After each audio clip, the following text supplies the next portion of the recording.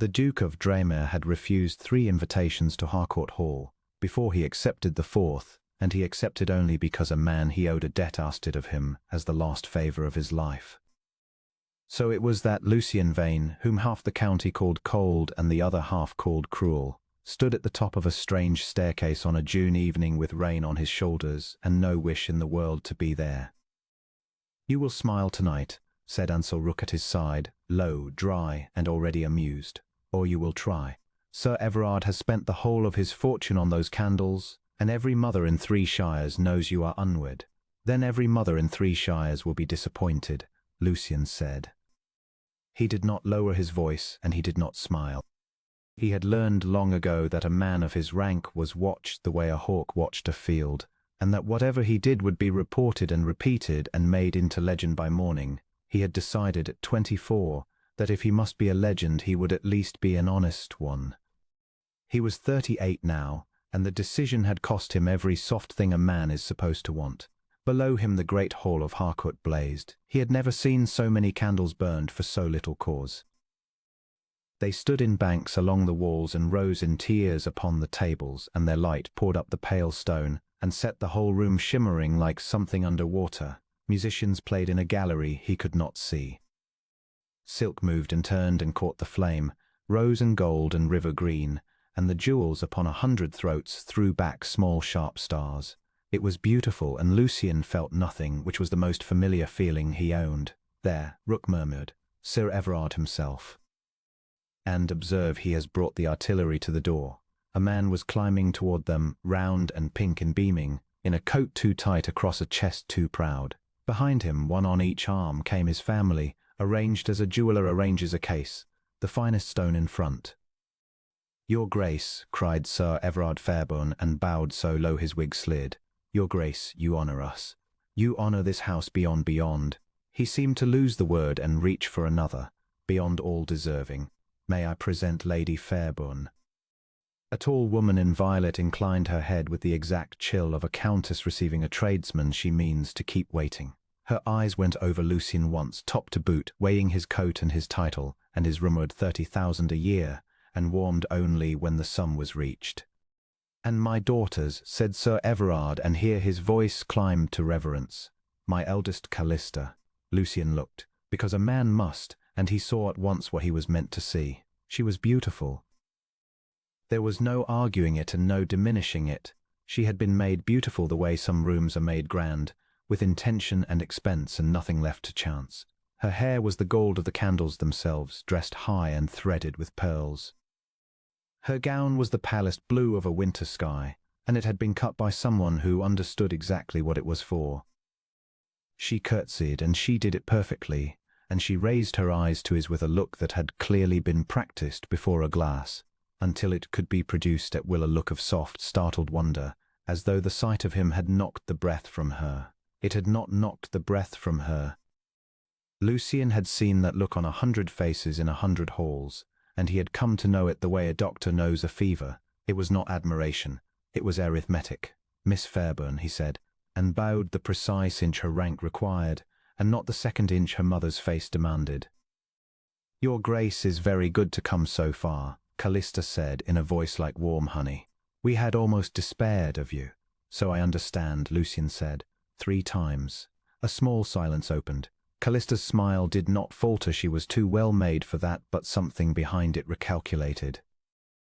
Her mother's chin lifted a degree. Sir Everard laughed too loudly, as men do when they are frightened, and swept his arm to fill the pause. "And my younger daughter," he said, as an afterthought is said, already turning away. "Marisol." Lucien turned with the name, out of nothing but habit, expecting a lesser copy of the first, a dimmer candle set behind the bright one. The girl who stepped forward was not that. She was smaller than her sister and darker, brown-haired where Callista was gold.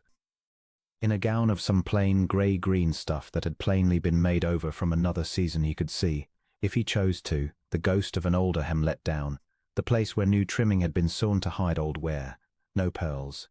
A single thin ribbon at her throat.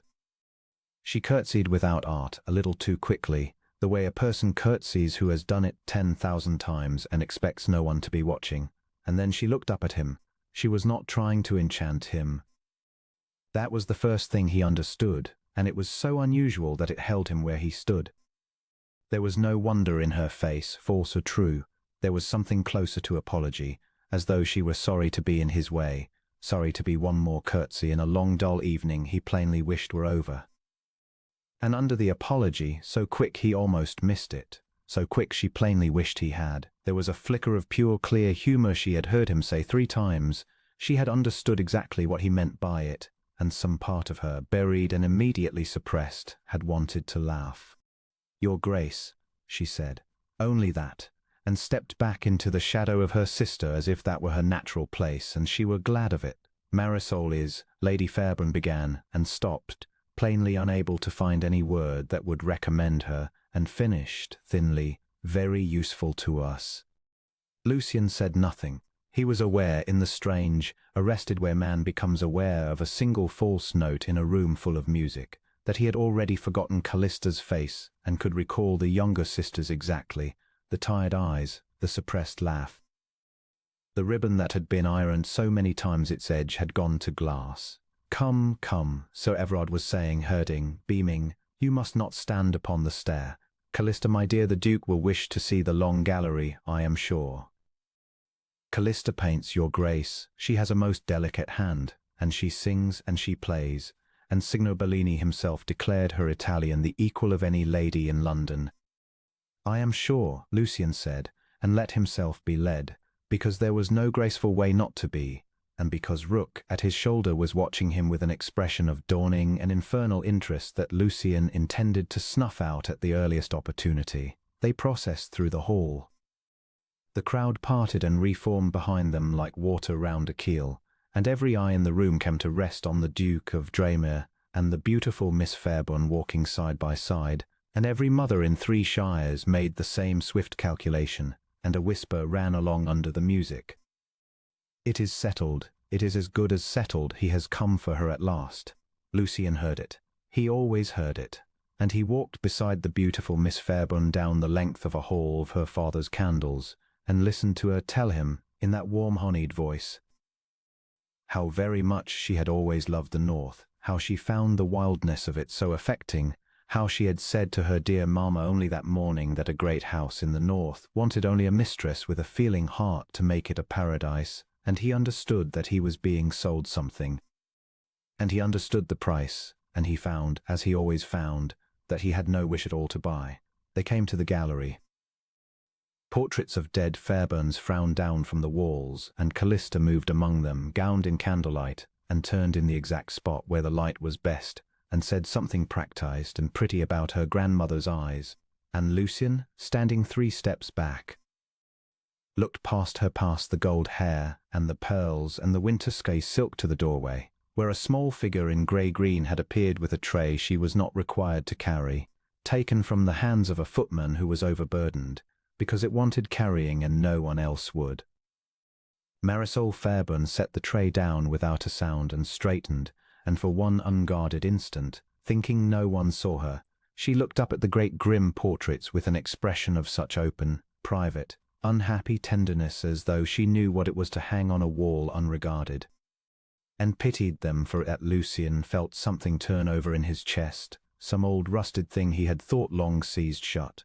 Then she saw that he was watching, and the tenderness vanished as if a shutter had come down, and she dipped her head and slipped away. "Your Grace," said Callista sweetly, aware that his attention had strayed, and not yet aware of where.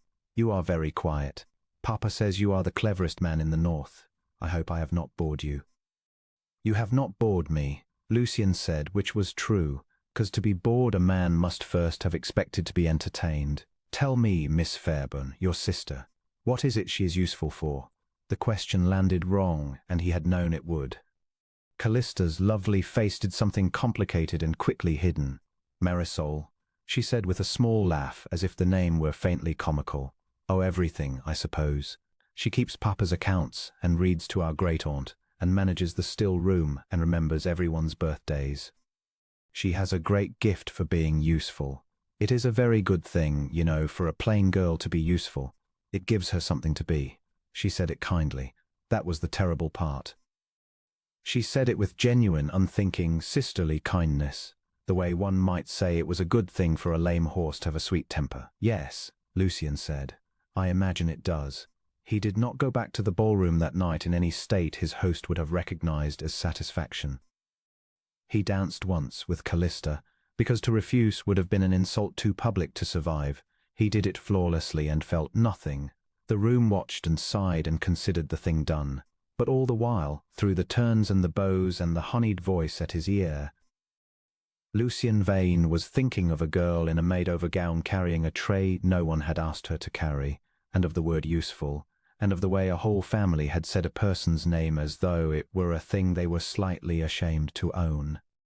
Well, said Rook much later in the carriage, with the rain drumming on the roof and Harcourt's candles shrinking to a glow behind them, the whole county will have you engaged to the Fairborn girl by breakfast.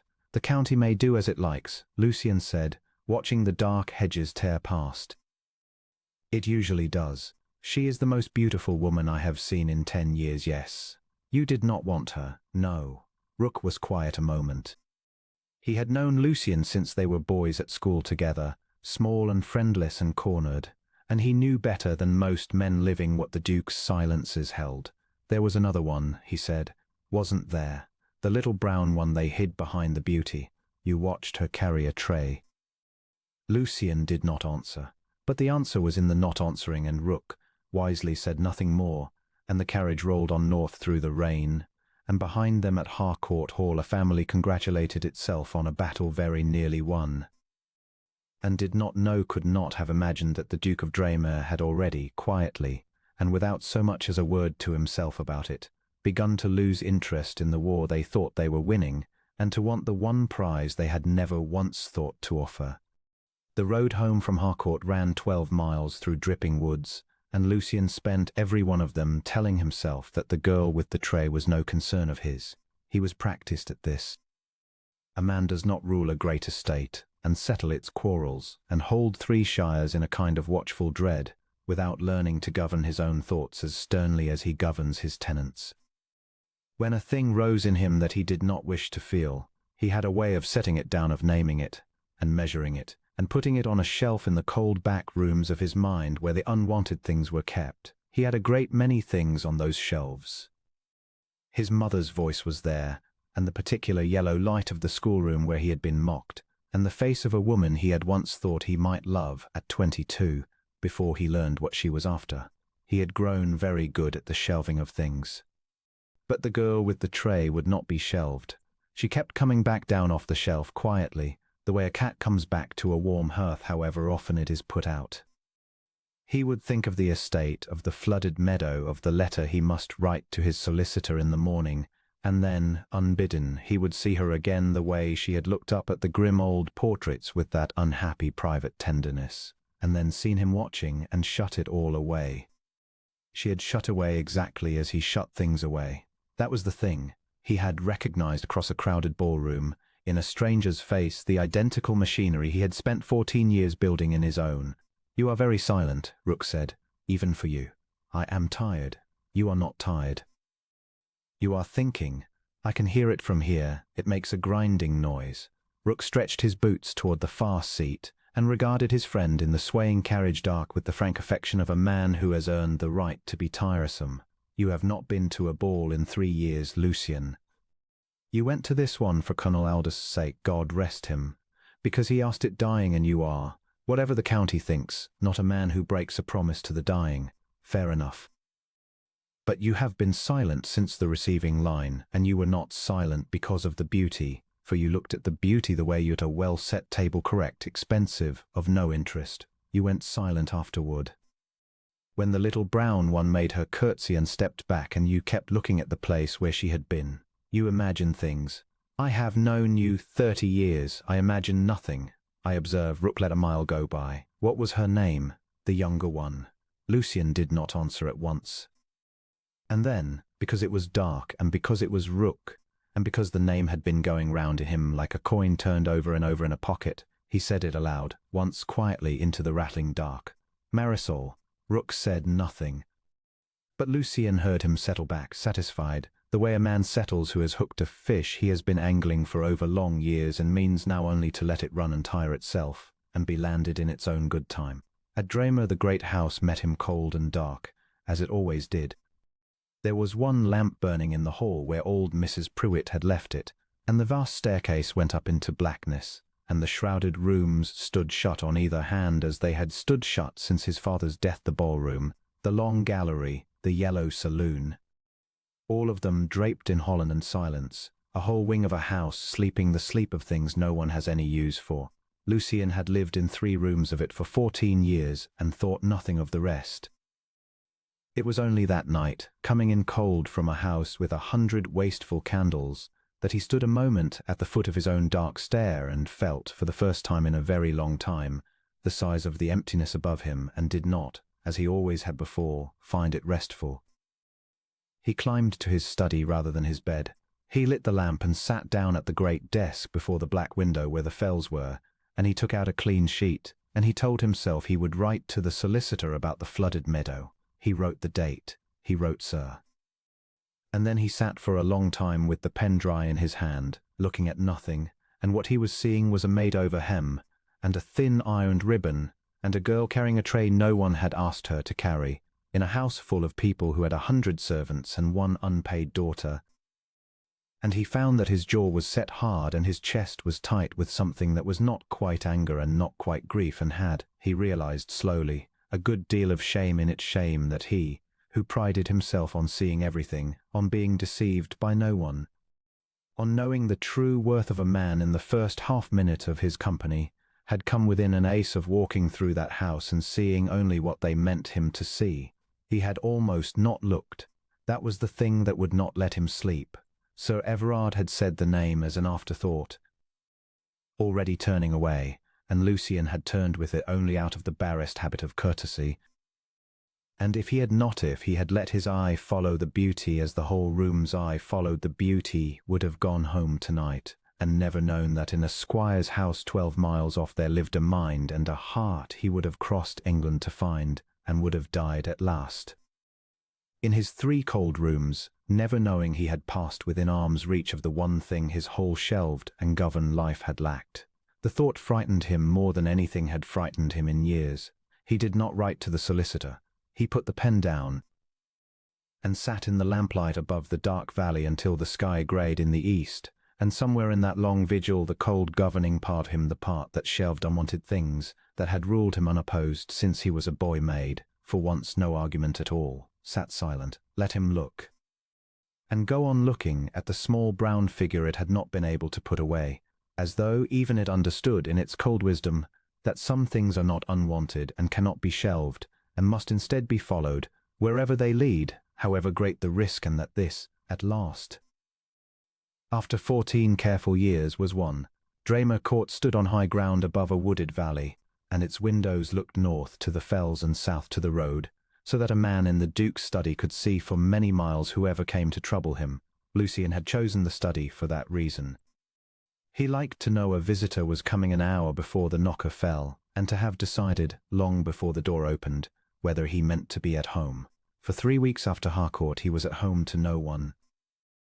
He rode his own boundaries, settled a dispute between 2 of his tenants over a flooded meadow, read the letters his steward brought and answered the ones that mattered, and told himself, whenever the small brown figure came unbidden into his mind, that he was a fool of the most ordinary kind.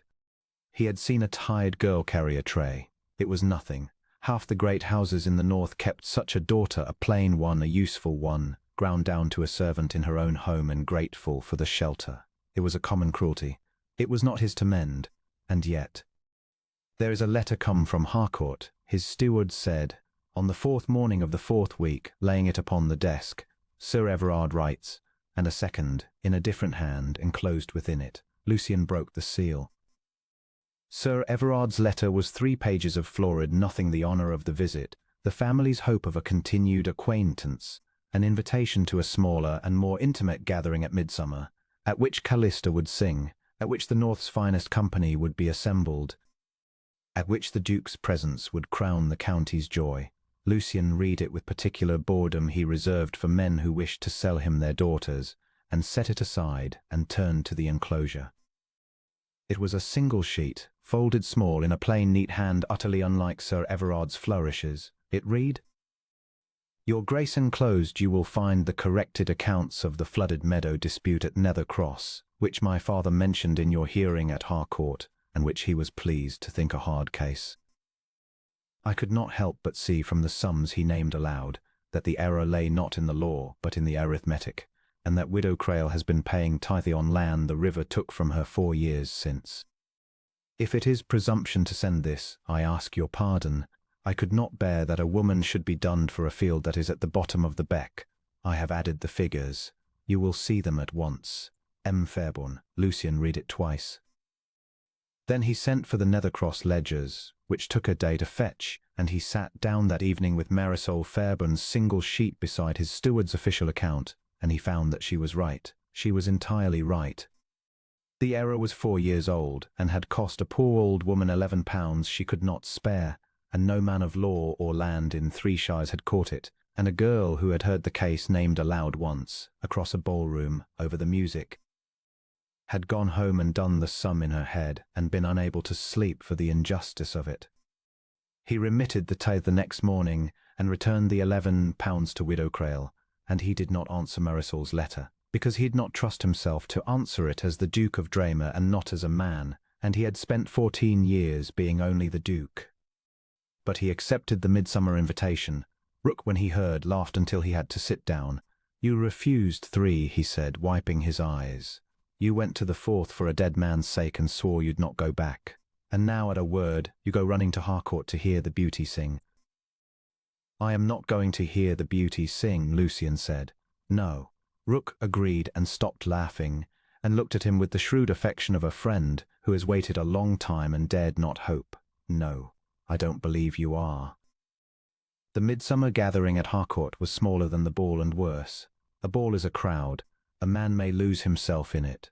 An intimate evening is a cage, and Lucian found himself the single specimen in it, walked round, admired, addressed, and above all steered with a gentle, relentless expertise toward the sofa, where Callista Fairborn sat gowned in white, toward the pianoforte, where Callista Fairborn would presently sing, toward the window seat where Callista Fairborn might be found, as if by chance. Gazing out at the roses, he bore it for an hour. He answered when spoken to and offered nothing, and he watched. He watched the family the way he watched a boundary from his study window, and what he saw sickened him quietly. It was not one great cruelty. It was 1,000 small ones, so ordinary that no one in the room but he seemed to notice them at all. Callista was handed the good chair. Marisol fetched it. Callista's glass was filled. Marisol filled it. When a guest praised the flowers, Lady Fairborn accepted the praise on the family's behalf, and it was Marisol, Lucian knew without being told, who had risen at 5 to cut them and stood an hour in the still room arranging them and got no thanks but the bare instruction to see that the second vase matched the first. When the great aunt in the corner grew fretful, it was Marisol who went to her and knelt by her chair and spoke to her low and patient until the old woman was soothed, and it was Callista who said sweetly to the room, My sister is such a comfort to poor Aunt Honoria. She has quite the temper of a nurse, as if patience were a servant's virtue and love a kind of trade, and through it all Marisol moved as she had moved at the ball, quick and quiet and expecting nothing, dressed tonight in a gown of dove grey that had once been someone else's and would presently be someone else's again, with her ink-stained fingers and her tired eyes and her thin ribbon, and never once, not once, did she put herself in the good light or turn where the candles were kind or angle for the Duke's notice. She did not want it. That was the thing that undid him.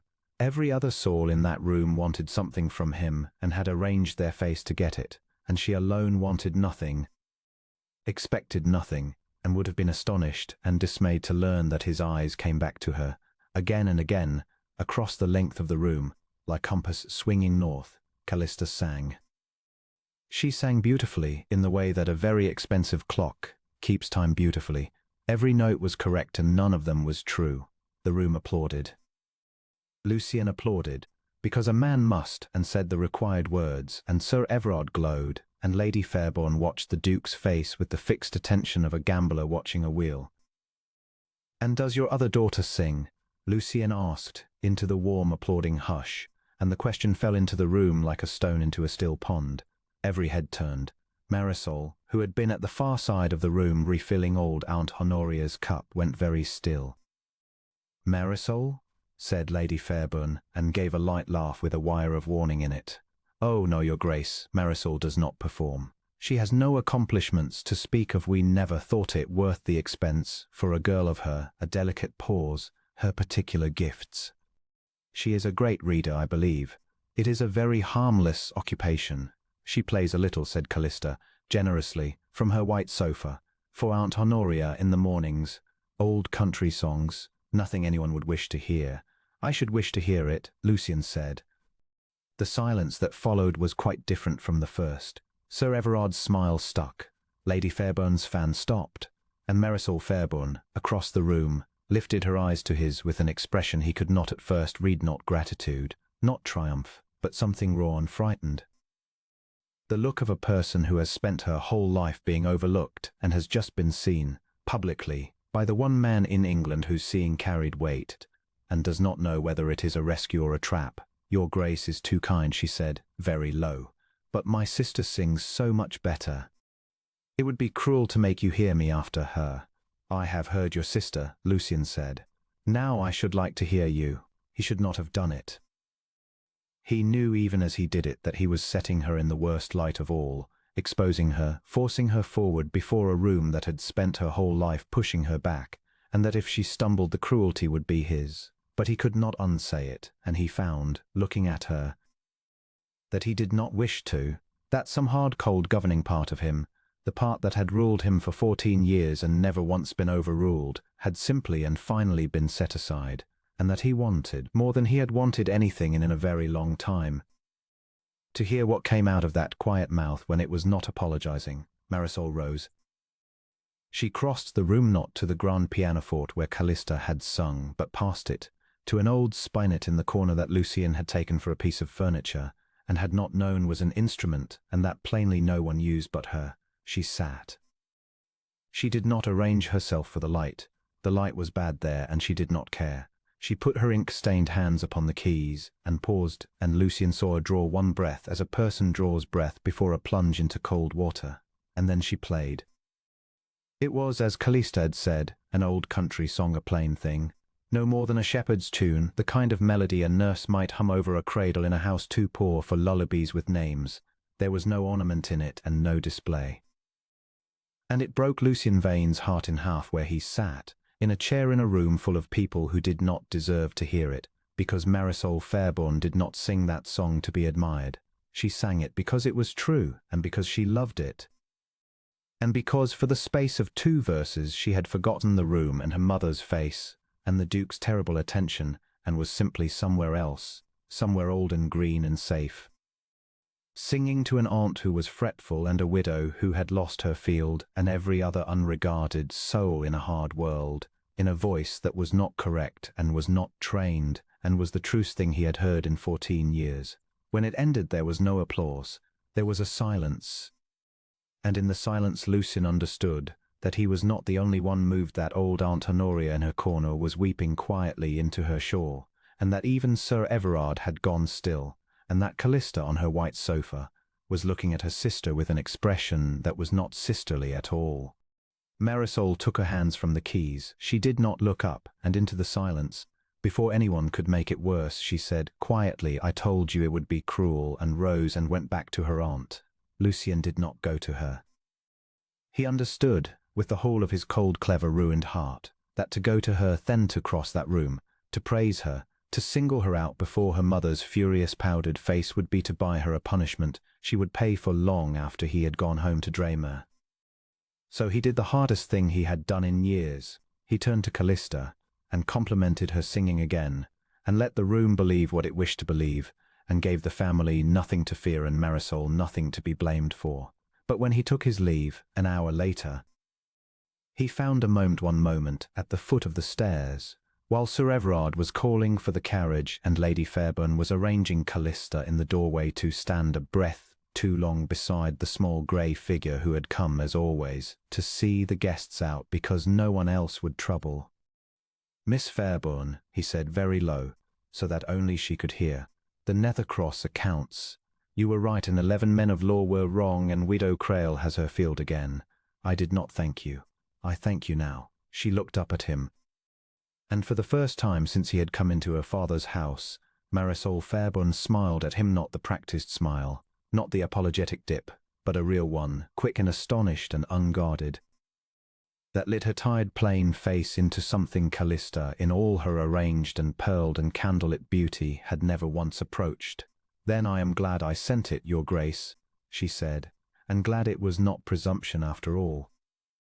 And Lucien Vane, riding home under the midsummer stars with Rook silent and knowing beside him, found that he had ridden a full mile before he realized he was smiling, and could not, for the life of him, make himself stop. Word travels in the north the way water travels downhill and fast, and into every low place. By the week's end the county had decided two contradictory things at once: that the Duke of Draymere would offer for the beautiful Miss Fairburn before the harvest, and that the Duke of Draymere had behaved most oddly at the midsummer evening, and had asked to hear the plain sister sing, and had spoken to her privately at the door. The first was the story that everyone repeated. The second was the story that everyone believed. Lady Fairburn believed it more than anyone, and it frightened her badly, and a frightened woman of ambition is the most dangerous creature in the world. Lucien learned of the campaign against Marisol only slowly, and never directly, for the family took great care that a duke should see none of it. But he had eyes, and he had Rook, and he had reasons of his own to ride the Harcourt road more often than his business required. And over the weeks that followed the midsummer evening, he pieced the thing together the way he had pieced together the Nethercross accounts from small figures that did not add up, until the shape of the fraud stood plain.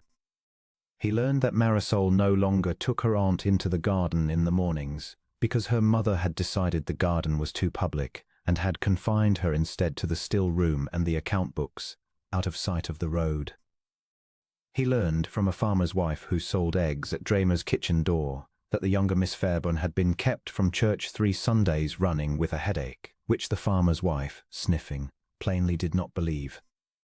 He learned that Sir Everard had settled the whole of the season's new gowns upon Callista, and that Marisol had been told, in front of the mantua-maker, that there was no sense wasting silk on a girl no one looked at, and he learned this from Rook, who had it from a groom, who had it from a maid, that when Marisol had gently asked whether she might not send the Duke a second small correction she had noticed in the parish rate book, her mother had struck her across the face, and forbidden her ever again to write so much as her own name to Draymere Court, and told her, in a low and terrible voice the maid had overheard through the still room door, that she was ugly and clever and useless, and would ruin her sister's fortune out of jealousy if she were not watched, and that she should be grateful the family kept her at all, for no man on God's earth would ever want her.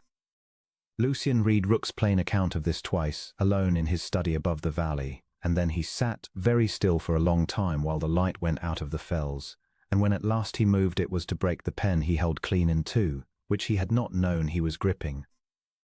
He had been a hard man for 14 years. He had ruled his lands hard and his tenants fair and himself hardest of all, and he had told himself the coldness was strength. He understood now, sitting in the dark with a broken pen in his fist, that it had been the fear of a boy who had once loved openly and been mocked for it, who had once wept at his mother's grave before boys who repeated it round the school for a year, who had decided young that the safe thing was to want nothing so that nothing could be taken. He had built a whole life on that safety, and a plain girl with ink-stained fingers, who had every reason in the world to be bitter and had chosen instead to be kind, had walked into his father's cold house of a heart, carrying a widow's honour on a single folded sheet, and set it down, and put the fire back in the grate without ever once meaning to. He would not stand by while they broke her, but he was too clever, and had been cruelly used too young himself, to blunder. If he rode to Harcourt and offered for Marisol in his pride, the family would find a way to poison it.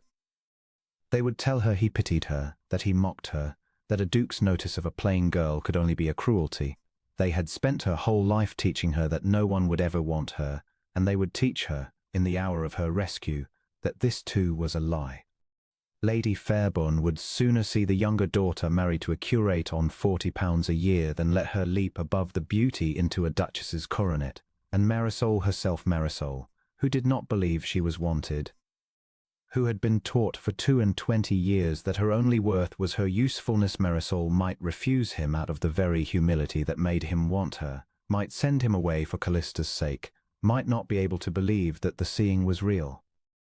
So Lucien did what he had never in his life done for any human creature. He was patient.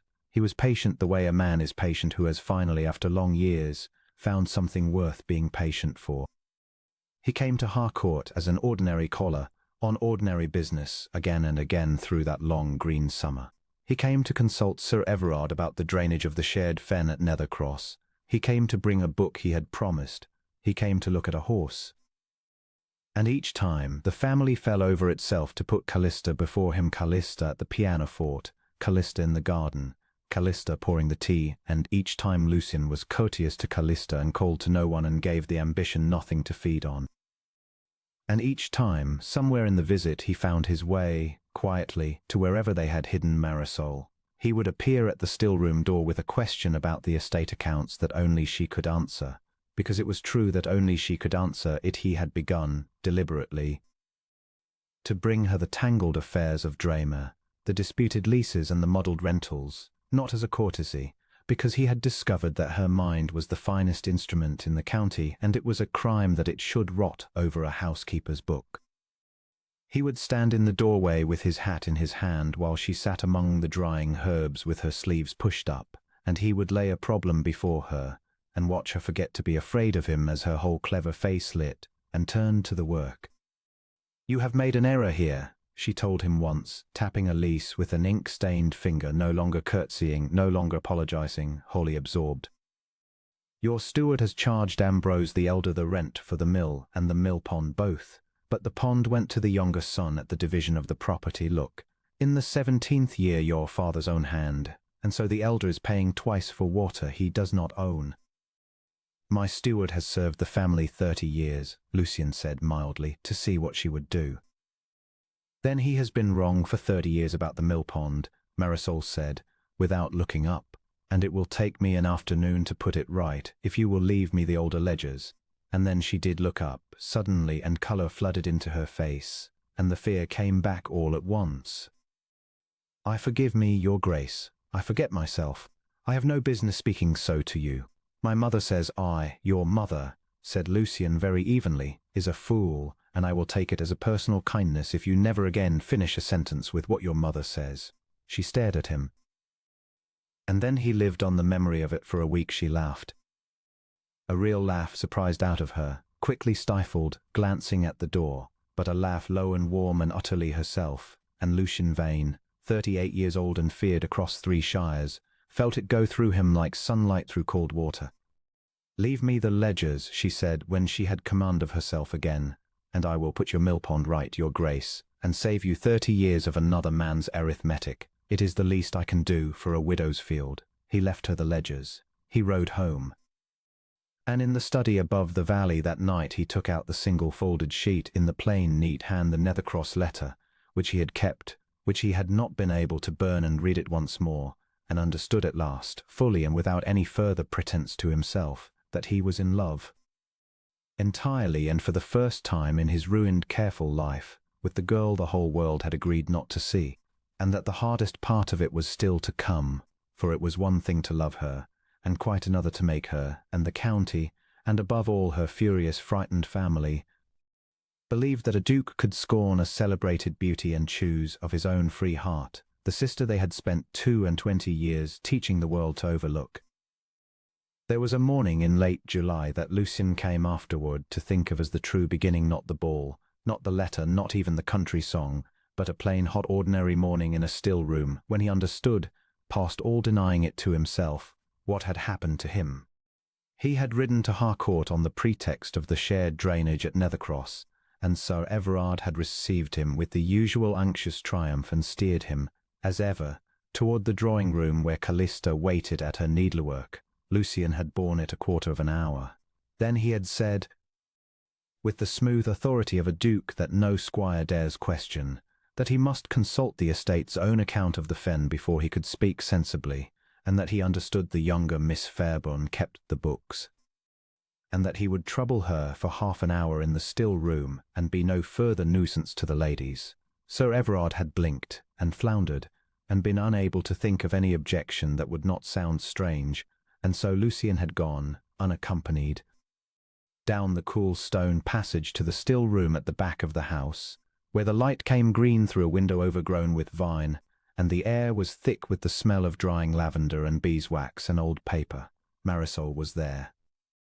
She had her sleeves pushed to the elbow and a smear of ink along one wrist and her hair coming down at the nape, and she was standing at the tall desk with an open ledger and a look of ferocious concentration that did not, at first, register his arrival at all. He stood in the doorway a moment, unannounced, and watched her watch the clever quick face bent over the figures, the lips moving faintly as she summed a column, the small triumphant tap of the pen when the sum came right, and he thought, with a plainness that startled him, that he had never in his life seen anything he wanted so much to look at, and that the celebrated beauty in the drawing-room was, beside this, a painted fan beside a living fire. Then she looked up and saw him, and the whole clever unguarded openness of her face slammed shut into the old apology. "Your Grace, forgive me, I did not hear. I am not fit to be seen. I have been at malt accounts since 6. She was pulling her sleeves down, smearing the ink worse, backing against the desk. "Miss Fairbairn," Lucian said, "sit down, and leave your sleeves alone. I have not come to be received, I have come to be taught. I do not understand the Nethercross drainage, and I am told you do, and I would rather learn a hard thing from a person who knows it than pretend to know it myself, which is the whole art of governing an estate, and one most of my neighbours have never mastered." He came in and set his hat on a stool and sat down uninvited on the second stool by the desk, so that the height of him no longer loomed over her. "Show me the fen." She showed him the fen. She was stiff at first and formal, and kept her eyes on the paper. But he had learned, in the weeks since the ball, exactly how to draw her out, not with compliment, which frightened her, but with argument, with a hard question honestly asked, with a genuine wrongness in his own understanding that only her cleverness could set right, and within a quarter of an hour she had forgotten to be afraid of him, as she always forgot when the work took her, and was leaning over the ledger with her ink-stained finger tracing the boundaries and telling him, with a rising energy she could not suppress, exactly why his steward scheme for the fen would flood the low crofts and beg our 4 families, and exactly what should be done instead. "You see," she said, "if you cut the new drain here, as he proposes, the water has nowhere to go in a wet March but into Sowerby's bottom field and the Ackroyd crofts below it, and they are the poorest tenants you have. They have no margin, 1 drowned crop, and they are on the parish. But if you cut it here," the ink-stained finger moved an inch, "along the old ridge, it is a longer drain, and it will cost you £40 more, and every man of business you employ will tell you not to spend the £40, and they will be wrong, because the £40 saves you 4 families, and 4 families saved is 4 rents paid and 4 households buying at your mill and 4 sets of hands at your harvest, and a landlord who beggars his poorest tenants to save £40 is a landlord who does not understand that the poor tenants are the estate." She stopped. She had been about to say something and caught herself. "Say it," Lucian said. "My father does not understand it," Marisol said, very low, not looking at him. "He would cut the cheap drain. He has cut the cheap drain in his own affairs a dozen times, and wondered why his rents fall and his tenants leave and his fields go sour, and never once seen that it is because he counts the £40 and never counts the 4 families. I have watched it my whole life. I have kept the books that showed it, and I have not been let to say it, because a girl does not tell her father his business, and because, a small bitter breath, 'cause who would listen to me? But you asked, so I will tell you. Cut the dear drain, your Grace. It is the only honest arithmetic there is, in the end the kind that counts the people." There was a silence in the green light. Lucian looked at her, at the flush of daring in her plain tired face, at the ink on her wrist, at the way she had said, "Who would listen to me?" and then answered her own question by realizing, with a slow dawning wonder that broke his heart, that someone had. And he understood that he had reached the moment he had ridden 12 miles to reach without ever admitting to himself he was riding toward it, and that he could not now, in honesty, pretend to himself any longer what this was. He was in love with her, not charmed, not intrigued, not moved to pity and love, the whole ruinous, unshelvable fact of it, with a plain, penniless, overlooked squire's daughter who counted the people, and who had just told a duke of 30,000 a year that he should spend £40 he did not have to, on the poorest men he owned, because it was the only honest arithmetic there was. "I will cut the dear drain," he said. His voice was not quite steady, and he saw her hear it and colour and not understand. "And I will tell my steward that the instruction comes from the cleverest person in 3 shires, who keeps her father's books in a still room and is not let to say what she sees, and who is, God help me, entirely and repeatedly right." He rose and took up his hat, because if he stayed another minute in that green quiet room with the smell of lavender and the ink on her wrist, he would say a great deal more than a man may say to a girl whose family watches her letters and locks her from church. "Miss Fairbairn, thank you, not for the fen, for the arithmetic that counts the people. I have governed for 14 years and never once heard it named so plainly, and I shall not forget it, and neither, I think, shall the Ackroyd Crofts." He went, and he did not trust himself to look back, but he heard, as he reached the door, a small sound behind him, half a breath, half a word, the sound of a person who has been useful all her life and admired never, hearing herself, for the first time, thanked as though she were a person and not a tool, and he carried the sound home with him the whole 12 miles. And it did not go on any shelf, and he did not wish it to. He resolved riding home, upon a course that would have astonished the county and did astonish Rook. He would court her honestly, in the open, at whatever cost to his pride. And he would begin by writing to Sir Everard as any suitor writes, not for the beauty, whom the whole world assumed, but for the sister no one had thought to offer. Rook talked him out of it in half an hour, and was right to think, Rook said, walking the study while Lucian sat grim at the desk. "You write to Sir Everard for Marisol. What happens? He is delighted a duke for the length of one breath." And then his wife takes the letter out of his hand, and Lady Fairbairn, who has staked her whole existence on the elder girl, who cannot for one instant permit the younger to leap above her, does the sum you have not done. She sees at once that if the plain sister marries the duke, the beauty is nothing unmarried, outshone, a joke, the second Miss Fairbairn who lost her duke to a bookkeeper. She will never allow it, never, and she holds every card. The girl is in her house, under her hand, and you are 12 miles off with a letter. What does she do? Tell me, Lucian said, though he had begun already to see it. She poisons it. She goes to Marisol that same hour, and she tells her the Duke's letter is a cruelty, a mockery, a jest, that a man of your rank could not possibly mean it, that he is toying with her to humiliate the family, or worse, that he means to ruin her and cast her off. And Marisol, Rook stopped, and his voice gentled. Lucian, that girl has been told every day for 22 years that she is plain and useless, and that no man will ever want her. You know this. You have seen it. A person told a thing 10,000 times does not disbelieve it because a duke sends one letter. She will believe her mother, because her mother's voice is the oldest voice in her head, and she will believe that you cannot mean it, because she has been taught past all curing that no one could. She will refuse you, out of humility, out of the very quality that makes you love her, and then they will marry her to the first cudlip that offers, to put her out of your reach, and you will have destroyed her with your letter. Lucian sat very still. Then what? He said at last, low. Would you have me do? Be patient? Rook said. You who have never been patient with a living soul. Do not offer for her by letter, where they can poison it before she can weigh it. Court her where they cannot get between, in the still room, over the ledgers, in the open, one honest afternoon at a time, until she has learned slowly, in her own bones and past her mother's voice, that the seeing is real. Let her come to believe she is wanted before you ask her to believe you want her. And then, Rook spread his hands, then find a way to ask her that they cannot stop, cannot poison, and cannot undo. A public way.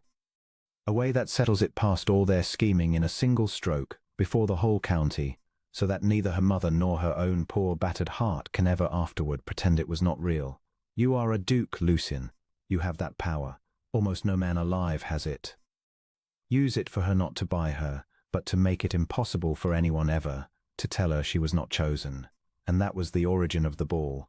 Lucien did not decide it in a night. It grew in him over the slow weeks of that long green summer, through a dozen still-room afternoons, through the drainage of the fen and the muddle of the mill pond and the tangle of a disputed lease at Draymere's eastern edge, that he brought her not because he needed her to solve it though she solved it, but because it was the one honest way he had found to be near her, to watch her forget to be afraid, to hear, once or twice in an afternoon, the low warm laugh surprised out of her.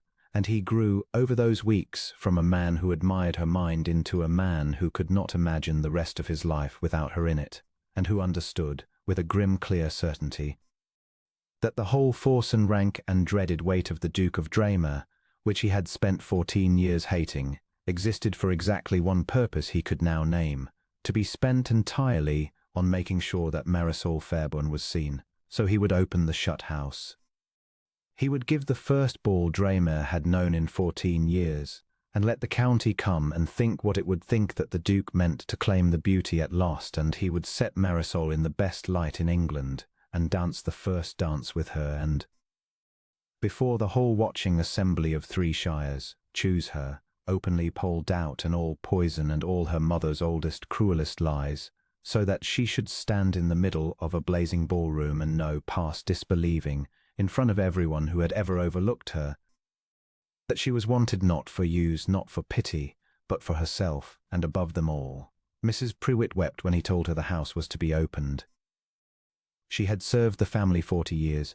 She had dressed Lucien for his mother's funeral. She had watched the boy shut himself into 3 cold rooms and the great house fall into shrouds, and she had grieved it in silence, thinking it would never end but with him.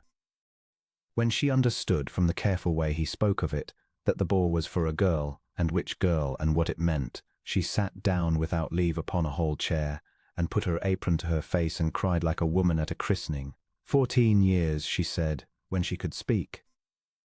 14 years, your grace, I have kept those rooms shut and dusted them for no one, and prayed God forgive an old woman her presumption, prayed I should live to see them lit again for a happy cause. And now, she wiped her eyes and stood and became, all at once, a general. Well, she shall have the yellow saloon done first, for it takes the evening light, and it will want a fortnight of airing, and the gallery. And the ballroom, of course, the ballroom, she was already going, already counting, already summoning maids that had not been summoned in a decade. 14 years of Holland to come off, and 6 weeks to do it. Your grace, you have given me the happiest work of my life. Now go away and let me do it. And Lucien went away and let her do it, and the great shut house of Draymere, that had slept in shrouds since a boy's grief closed it, woke room by room through that autumn to light and beeswax and the beating of carpets and the singing of maids on ladders, all of it in secret preparation for a plain girl 12 miles off who did not know, who could not have imagined, that a duke was opening his 14 years shut heart and house at once, and both of them wholly for her. There was a day in August when he nearly undid the whole careful design, and it taught him how thin the ice was he walked upon. He had come to Harcourt with the disputed lease from Draymere's eastern edge, a genuine tangle. He had saved a fortnight for the excuse of it, and Sir Everard had received him and steered him, as ever, toward Callista in the drawing-room. But this time Lucien found the still room empty, the ledgers shut, no smell of lavender and ink, and when he asked too quickly, too plainly, and saw Sir Everard's small pale eyes narrow at the asking where the younger Miss Fairburn might be, he was told smoothly that Marisol was indisposed and kept to her room. She was not indisposed. He learned it within the hour, for he would not leave, and made a slow circuit of the garden while pretending to admire it, and found her at the far end by the drying green, on her knees in an old apron among the stone sinks, her sleeves soaked to the shoulder, scrubbing linen in cold water with hands gone red and cracked, set to a laundry maid's work in the heat, out of sight of the road and of any duke who might call, by a mother who had begun to understand exactly where the duke's eye went when it wandered, and meant to keep the wandering place hidden. Lucien stood at the gap in the hedge and looked at her, at the red hands, the soaked sleeves, the strand of hair stuck to her flushed cheek, The plain, patient misery of it, and something rose in him so hot and sudden that for one breath he very nearly did the unforgivable thing. Crossed the green, took the wet linen out of her cracked hands, and told her, that morning, that she would never scrub another shift as long as she lived, that he was taking her out of this house that hour, that he loved her and would marry her and be damned to the county and her mother and the whole careful, patient plan. He got as far as the gap in the hedge, and then Marisol looked up and saw him, and the look on her face stopped him where he stood, not gladness, but horror, pure scalding shame. The shame of a proud person caught by the one man in the world before whom she least wished to be seen, brought low, on her knees in a maid's apron with a maid's raw hands. And Lucien understood, in that instant, with a clarity that saved them both, that if he crossed the green now he would not be rescuing her, but adding to her humiliation the unbearable weight of a duke's witness that his rushing to her, however tender the motive, would tell her only that he had seen her at her lowest, and that the seeing was itself a wound. So he did the second hardest thing he had done that summer. He looked away.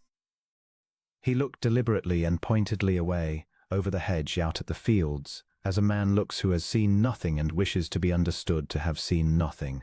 And he raised his voice, easy and carrying, and called toward the house, "Sir Everard, I have your eastern lease as tangled as ever a lease was tangled, and I am no nearer the bottom of it. I must beg your daughter's help with the figures when she is recovered. For I confess she is the only soul in this county who can read your grandfather's hand, and gave the whole thing the shape of business, of the ordinary, of a duke who had come for arithmetic and seen no laundry maid at all. And when he looked back a moment later the drying green was empty, and Marisol had fled into the house, and her shame, at least, had somewhere to hide. He did not see her that day, but 3 days later a folded sheet came to Draymere, smuggled out he never learned how, in the plain, neat hand, and it said only, "Your Grace, thank you for not seeing me." It is a strange thing to thank a man for, but you will understand it. I think better than most, for I believe you also have a great deal you would rather not be seen. I have solved your eastern lease. The error is your late steward's. He transcribed the 9th clause of the old grant as the 10th, and so read a right-of-way where there is none. The figures are enclosed. I send them because it is the only honest thing I have to give, and because your Grace... I do not know how to say this, and I will very likely regret the saying, because you are the only person in the whole of my life who has ever made me feel that the thing I can do is worth the doing, and not merely a plain girl's poor substitute for the things she cannot. Whatever comes of the summer, and I expect nothing to come of it, for I am not a fool, whatever my mother thinks, I shall keep that. It has been enough. It has been more than I ever looked to have. M.F. Lucien, read it standing at his study window above the valley. And when he had read it, he found he could not, for some while, see the valley at all, and he sat down and wrote back the first letter he had dared to send her, for the eastern lease gave honest cover, and he weighed every word against the certainty that her mother might read it. He wrote of the lease. He wrote in the driest language of business that her figures were correct and had saved him a lawsuit. And then in the last line, in words that a suspicious mother could read a dozen innocent ways but that Marisol, he prayed, would read the one true way, he wrote, "You say you expect nothing to come of the summer. I would ask you to expect a little. Not a fool's hope, I know you are no fool, but the plain arithmetic you taught me, that a thing of true worth is worth waiting and spending for, however long the drain and however dear, and that the man who counts only the easy cost is the man who is always, in the end, wrong. Keep the figures. And keep, if you will, a little of the expecting. D. He did not know if she understood it, he had no way to know. But a week later, calling again with a new invented pretext, he was led at last into the still room and found her there among the ledgers. And she did not meet his eye, and he did not force her to, and when he had laid his false business before her and she had bent, he saw, tucked into the corner of the desk where she worked, half hidden under a blotter, but not, he thought, by accident, his letter unfolded. Worn soft at the creases as a thing is worn that has been folded and unfolded many times, and Lucien Vane, who had waited 14 years and could, he found, wait a little longer, said nothing at all about it, and asked her instead a hard question about the malt accounts. and watched the clever, unguarded openness come back into her tired face as the work took her, and was content, for that afternoon, in the green light, with the smell of lavender and ink, to be near her, and to know by a worn letter half hidden under a blotter that a little of the expecting had, after all, taken root. The family's patience, unlike the Duke's, was running out. Lady Fairburn had staked everything on Callista. She had spent the girl's dowry on her face before the girl was 15, the masters, the gowns, the season in town, the pearls, on the sound principle that a great beauty needs no fortune, for her fortune is her face, and a Duke of 30,000 a year does not marry for money. The plan had been perfect. The plan had never once considered the possibility that the Duke would not want the face, and now the season was slipping, and the Duke came and came to Harcourt and did not offer, and the county had begun to talk not the flattering talk of an engagement, but the other kind, the cruel, amused kind, the kind that asks why the Duke of Draymere spends so many afternoons in a squire's still room and so few in the beauty's drawing room. Lady Fairburn heard it. It flayed her. And she came to the conclusion that ambitious, frightened people always come to, that the fault lay not in her plan but in the plain daughter who was somehow, unaccountably, spoiling it. So she moved to end the thing. She would force the Duke's hand, compromise him, corner him, present him with Callista in a situation from which only a betrothal could extract them both with honor. And she would, at the same stroke, be rid of Marisol, whose clever tongue and quiet notice had somehow become the axle the whole disaster turned upon. She planned it for the harvest ball at Draymere itself, for the Duke at last had given a ball. He had not given a ball in 14 years. The great rooms of Draymere Court had stood shrouded and silent since his father's time, and when the invitations went out that autumn the county lost its head entirely, for a Duke who opens his shut house is a Duke who means to bring a bride into it. And there was only one candidate the county could imagine, that the ball was Lucien's own doing, and that he had a reason for it that no one guessed, occurred to no one at all. He had a reason. He meant to end it too, but not as Lady Fairburn meant to. He meant to bring Marisol Fairburn into the great shut-house that had never in its history admitted love, and set her in the best light in England, before the whole watching county, and choose her openly, publicly, all their scheming, in a way that could never be undone or explained away or poisoned after, so that no one, not her mother, not the county, not the frightened humble girl herself, could ever again pretend she had not been seen and wanted and chosen above them all. He did not tell her. He could not. The family watched her letters and her doors. He told only Rook, and he told his old housekeeper, Mrs. Pruitt, who had known him since he was a motherless boy and who wept when she understood, and who set the whole household to opening the shut rooms with a fierce, glad energy it had not felt in 14 years. The two plans, then the mother's and the Duke's, ran toward the same night from opposite directions, and neither knew the shape of the other, and the collision, when it came, was terrible. The harvest ball at Draymere blazed as bright as Harcourt ever had, and brighter, for a Duke's candles are better wax. The county came in its whole finery. And the Fairburns came, of course, Sire Everard pink and triumphant, Lady Fairburn coiled tight as a watch spring, Callista magnificent in silver and diamonds, made ready like a ship for a wedding voyage. Marisol they had left at home. Lucien knew it the moment they entered the receiving line, and the shock of it went through him like cold iron. He had built the whole night, the whole grand public reveal, around her presence, and they had not brought her. Of course they had not. Lady Fairburn had seen the danger clearer than he had credited. She had left the plain daughter locked at Harcourt with the great-aunt and the account books 20 miles off, so that there should be nothing at Draymere for the Duke to look at, but Callista in her silver gown. She is unwell, Lady Fairburn said smoothly, when Lucien, unable to stop himself, asked, Marisol, a trifling thing. She sends her respects to your grace and hopes you will forgive her absence. She was not equal to the journey. It was a lie, and they both knew it was a lie, and Lucien looked at Lady Fairburn's cool, triumphant powdered face and understood that he had been outmanoeuvred by a cleverer and more ruthless player than he had allowed for, and that his whole grand design lay in ruins before the first dance. What followed was the worst hour of Lucien Vane's life since his mother's grave. Lady Fairburn pressed her advantage without mercy.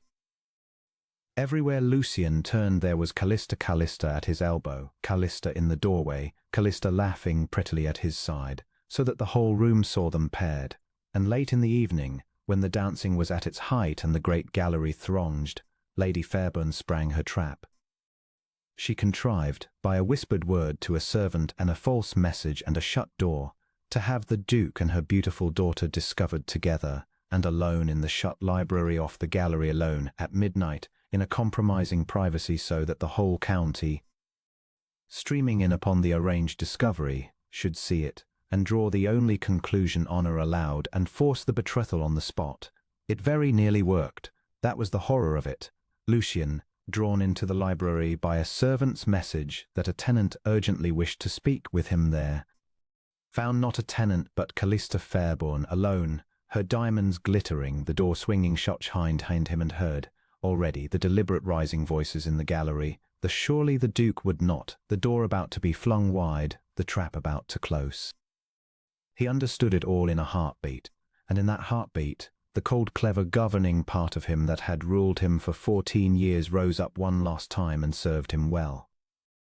"Miss Fairburn," Lucien said, quite loudly, quite clearly, in a voice pitched to carry through the door to every ambitious ear beyond it, "you should not be here. I will not compromise you, and I will not be compromised. Open that door." He crossed the room and opened it himself, before the trap could close, and stood in the flung-wide doorway with the whole gallery staring in, and Callista 3 yards distant and untouched and plainly, visibly, alone, no scandal, no embrace, nothing but a Duke holding a door open with an expression of cold contempt. "Lady Fairburn," he said, into the ringing silence, and every soul in the gallery heard him, "your daughter appears to have lost her way. The library is not part of the evening's rooms. Perhaps someone will see her back to the dancing." And then, quieter, but not so quiet that the front rank did not catch it, and carry it out into the world entire. "I have refused you 3 invitations and accepted one, madam, and in all that time you have shown me a great many things, and taught me only this, that a family which will sell one daughter is a family which will sacrifice the other. I have seen how you treat the child who is worth 10 of the one you parade. I find I cannot admire the parade. Good night." He bowed the exact contemptuous inch and turned his back upon the celebrated beauty of 3 shires in front of the whole county that had come to see him claim her, and walked away. He did not sleep at all that night, the night of the ruined ball. The last carriage rolled away from Draymere near 2 in the morning, and Lucien stood in the great lit ballroom he had opened after 14 years.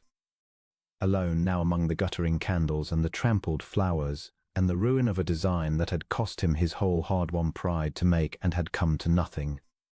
Mrs. Prewitt found him there at 3, standing at the cold hearth with his coat undone and his face like a shut door, and she did not scold him or send him to bed. She had known him too long. She only lit fresh candles quietly and set a decanter at his elbow he did not touch, and went away and left him to it, and understood, old and wise, that this was grief and not to be argued with, for it was grief. Lucien had built the night around one certainty that Marisol would be there, that he would set her in the light and choose her before them all, and the family had seen the danger before he had, and had simply left her home, 20 miles off, locked with the Ledgers and the great-aunt, so that there was nothing at his blazing ball to choose. He had opened the shut-house for her, and she had not come, and could not have known it was for her, and the whole grand generous stroke of it had fallen into empty air. He had scorned the beauty before the county, which the county would talk of for a year, and it had brought Marisol nothing but her mother's fury. He saw that now, in the small, cold hours. He had struck at the family, and it was Marisol who would take the blow alone 20 miles away in the dark. And so it proved. The reports came to him over the wretched fortnight that followed in pieces, each worse than the last, and each one a fresh reproach, that Lady Fairburn had come home in a rage and laid the whole ruin at Marisol's door. That Marisol was blamed, punished, confined. That the family, ruined in the county's eyes and desperate to be rid of the daughter they had decided was the cause of it, had struck their bargain with Ezra Cudlip. That the girl had said no, and no, and no, and been locked in the north room to say it to the wall until she should say yes. Each report Lucien received in his study above the valley, and each one worked on him a change he did not fully see until it was complete.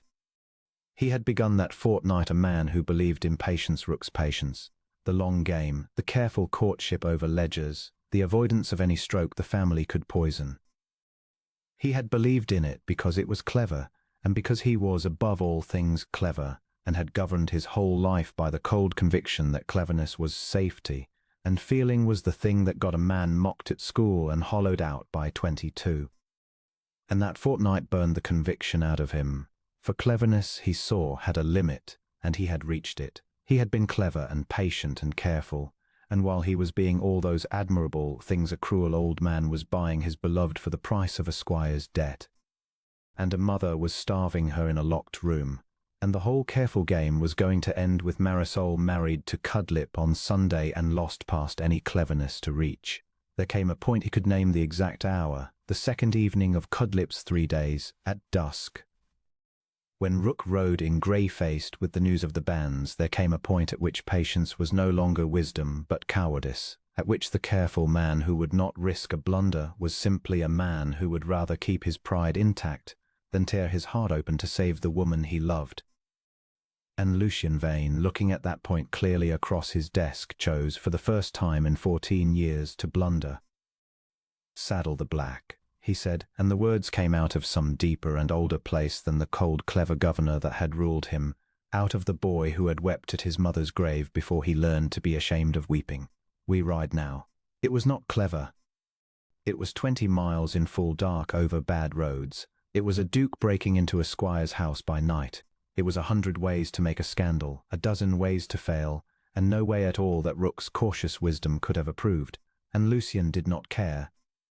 And the not caring was itself the thing that had changed the discovery, at 38, that there existed a thing he would set his whole pride and safety and cold, careful self on fire to reach, and that the setting on fire was not, as he had believed since boyhood, the road to ruin, but the only road that had ever led anywhere worth going.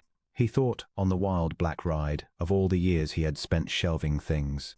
He thought of the cold back rooms of his mind where the unwanted feelings were kept tidy and shrouded, like the shut rooms of his own house. And he understood that he had done to himself exactly what the Fairburns had done to Marisol, taken the truest, warmest, most alive part and locked it away out of sight as too dangerous, too likely to be hurt, too costly to keep, that he and she had been all along. 2 people locked in north rooms by frightened hands, hers by her family's and his by his own, and that he was riding through the dark now to break down her door, and that in breaking it he would be breaking, at the same stroke, his own. The wind tore at him. The moon went in and out of ragged cloud. The black stumbled once on a flooded stretch of the road, and he hauled it up and drove it on, past sparing, past sense, past everything but the single fixed unshelvable fact that had ruled him since a June evening in a blazing hall that 12 miles.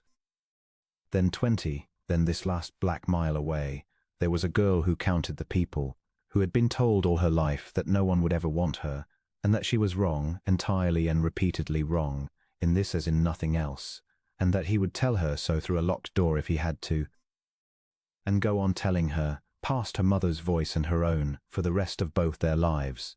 He crested the last rise, and there below in the valley lay Harcourt, black and sleeping, one late lamp burning somewhere at the back where the servants stirred, and Lucien Vane, Duke of Draymere, feared across 3 shires, cold for 14 years and warm for 1 summer, put his heels to the spent black horse, and went down the hill toward it like a man riding at last, after a lifetime of careful retreat, straight at the one thing worth the risk of everything he had. The scandal of it went through the county like fire through stubble. By morning there was no drawing room in 3 shires that did not know the Duke of Draymere had scorned the beautiful Miss Fairburn to her face, before all society, and named her mother a schemer, and said it grew in the telling. But the root of it was true that the plain sister was worth 10 of her. The Fairburn name, so long polished, cracked across in a single night. The invitations that had rained upon Harcourt dried at the source. Callista, who had never in her life been refused anything, was refused everything at once and took to her bed, and the diamonds went back to the jeweller half paid for. Lucien felt no triumph in it. He had humbled them, and they had deserved it, and it gave him no joy at all, because it did not solve the only thing that mattered. which was that Marisol Fairburn was 20 miles away behind a locked door and further from him now than ever.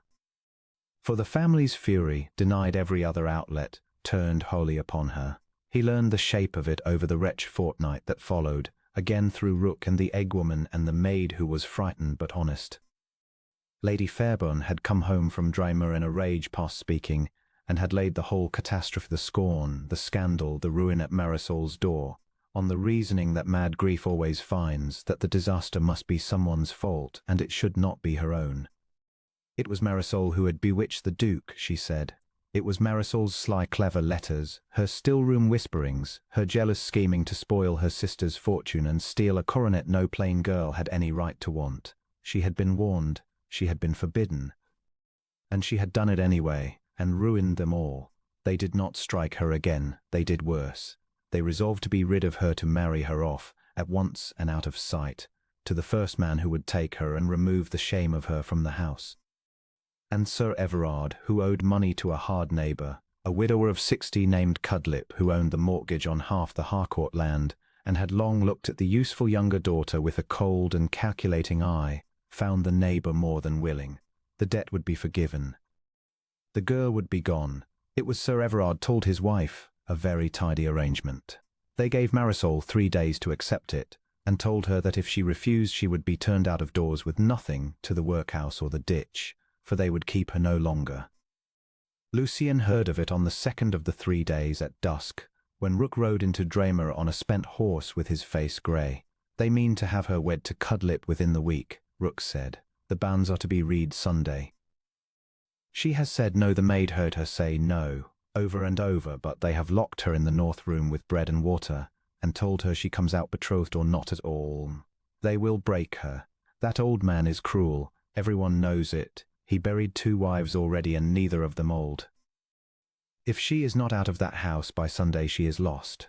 For a moment Lucien Vane did not move at all, and then something happened in him that had not happened in 14 years. The cold cleverness, the patience, the careful long game, all of it fell away at once, burned off like morning fog. And what stood in the study above the darkening valley was not the feared and governed Duke of Draymere, but a man, simply and wholly a man, who loved a woman and would not lose her. Saddle the black, he said, and the grey for you. We ride now. It's 20 miles and full dark. We ride now. They rode through the night. It was a wild ride, over bad roads under a wind-torn moon, the horses lathered and stumbling, and Lucien did not spare them or himself, for the thing that drove him was past sparing, he thought, through the whole black length of it. Of a single folded sheet in a plain neat hand, of a widow's field, of an old country song sung in the wrong light to a room that did not deserve it, of a laugh surprised out of a mouth that had forgotten how, of ink-stained fingers tapping a lease.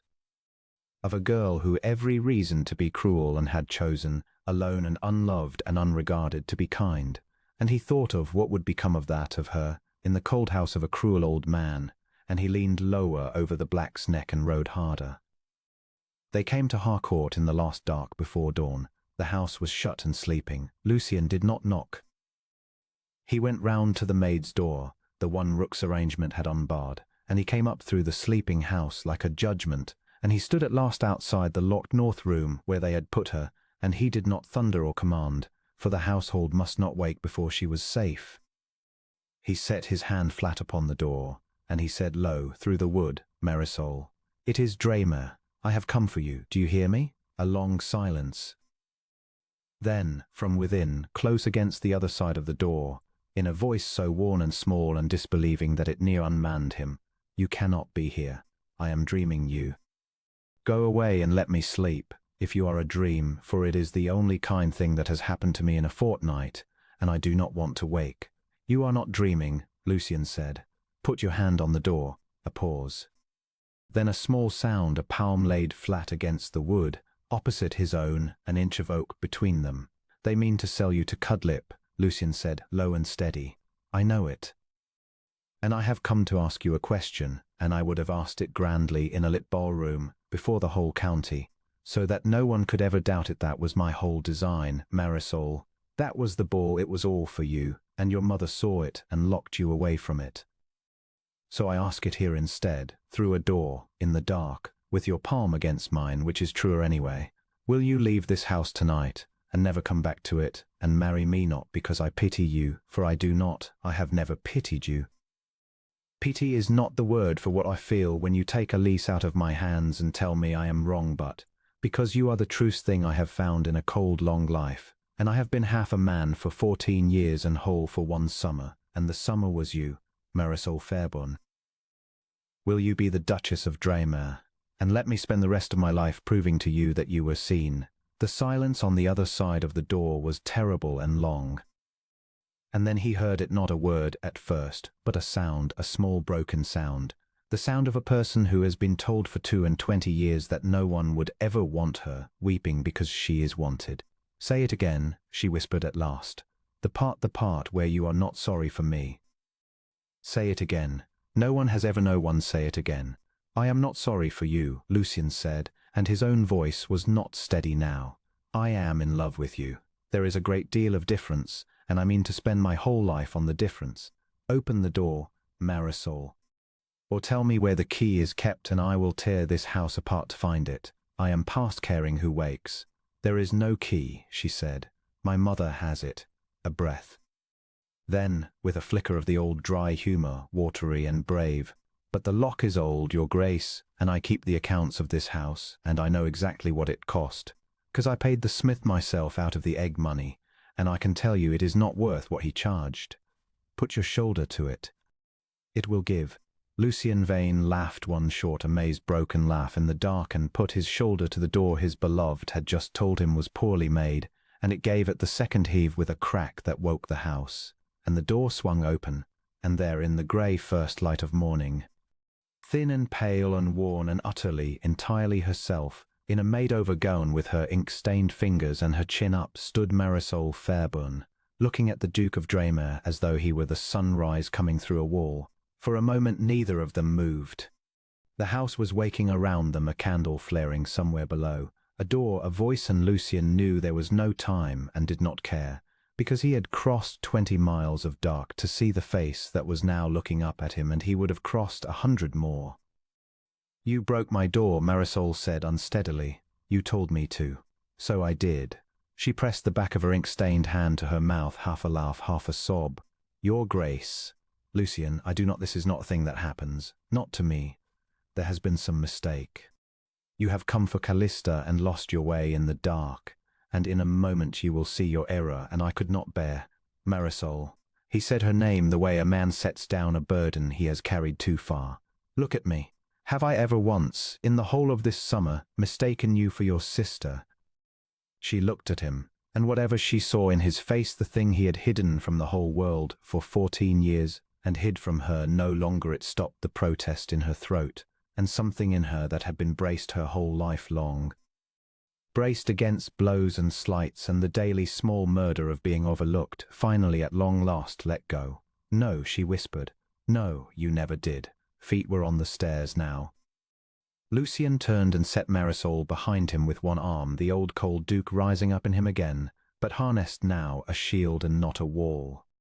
Lady Fairburn came along the gallery in her wrapper with a candle held high, and Sir Everard blundering behind her, and behind them, white and stricken in the doorway of her own room, Callista. You, said Lady Fairburn, and her voice shook with a fury past all discretion. You dare come into my house by night and lay hands on my door and steal my daughter. Your daughter, said Lucien, and though he did not raise his voice, the whole gallery went silent before it, whom you were 3 days from selling to Ezra Cudlip to cover your husband's debts. Your daughter whom you struck and starved, and locked in this room, and told, I have it word for word, madam, from your own house, that no man on God's earth would ever want her. You were wrong. I want her. I have wanted her since the first night I stood in your hall and watched her carry a tray no one had asked her to carry, while you paraded the other one at me, lay like a horse at a fair. I have asked her to be my wife. She has said yes, and you will stand aside. Lady Fairburn's face worked. She is a plain, useless, clever, ungrateful girl, and if you take her, you take her ruined, sir. For I will tell the county, I will tell them she went to you willing in the night. I will make such a scandal of her name that no. You will tell the county, Lucien said, very quietly, that the Duke of Draymere came to Harcourt at first light with his oldest friend as witness. He inclined his head toward Rook, who had come up the stair and stood grim in the gallery, a gentleman of unimpeachable name, and asked Sir Everard formally for his younger daughter's hand.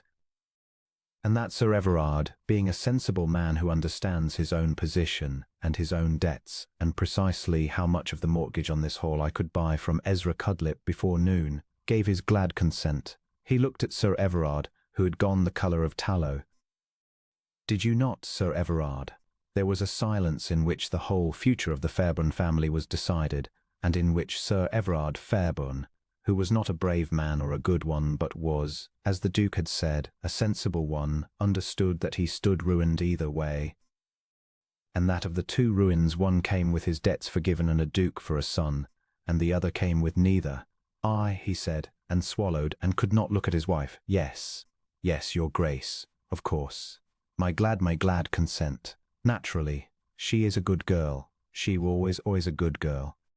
Lady Fairburn made a sound like something tearing, but it was done, and she knew it was done, and the candle shook in her hand. It was Callista who moved.